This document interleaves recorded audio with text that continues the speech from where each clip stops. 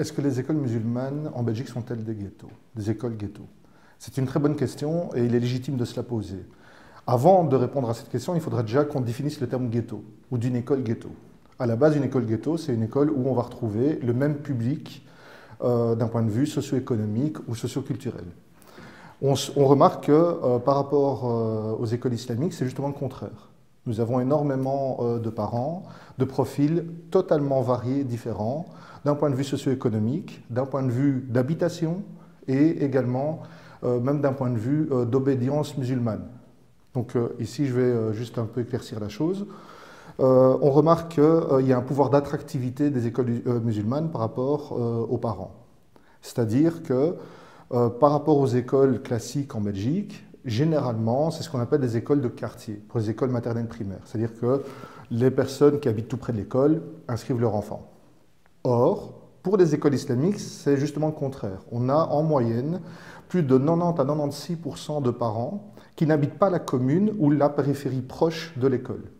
Ce qui veut dire que nous avons des parents de tous les horizons, de toutes les communes et même parfois de toutes les régions qui viennent d'en dehors de Bruxelles parce qu'ils veulent une école islamique pour leur enfant. Donc déjà, l'aspect de école ghetto d'un point de vue socio-économique tombe.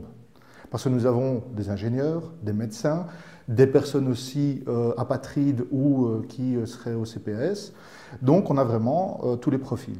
D'un point de vue de nationalité, tous les élèves sont belges, à part une ou deux familles. Maintenant, si on remonte à 2 ou 3 générations, pour la plupart, nous remarquons qu'il y a une majorité d'enfants d'origine maghrébine, d'origine turque, et il y a également du Moyen-Orient et aussi des belgo-belges, si je peux me permettre. Par rapport à la langue parlée, là on se rend compte qu'en effet, il y a un processus de français seconde langue. C'est-à-dire que le français dans les écoles islamiques, pour la plupart des enfants, est une seconde langue, parce qu'à la maison, il y a une langue qui est soit l'arabe, le rif, le turc, ou un patois de la famille, de l'origine, justement de la famille. Donc c'est vrai que cette question d'école ghetto, il faut voir sur quel plan on la prend. Par rapport à l'aspect religieux, alors oui, tous les enfants sont musulmans, même si l'école est ouverte aux non-musulmans, il n'y a aucun souci, mais la pression démographique sur Bruxelles et la demande des parents musulmans fait qu'il y a uniquement des enfants musulmans inscrits dans les écoles islamiques parce que les autres n'ont plus de place, tout simplement. Mais ça pourrait l'être, il n'y a aucun souci. Par rapport à l'islam, on pourrait se dire aussi, ben là, ça devient une école ghetto d'un point de vue religieux. Or, on remarque que dans le public des parents, nous avons des parents fréristes, des parents salafistes, des parents soufis, des parents chiites, des parents qui ont une vue très laïque et sécularisée de l'islam. Et donc, on a des quiétistes, on a vraiment tous les profils de l'islam contemporain européen, ce qui veut dire que finalement, les écoles islamiques arrivent à un consensus sur les valeurs fondamentales de l'islam. Ça veut dire que même là, il n'y a pas de ghettoisation sur l'aspect spirituel, au contraire. Donc finalement, pour répondre à la question, est-ce que les écoles islamiques, ce sont des écoles ghetto?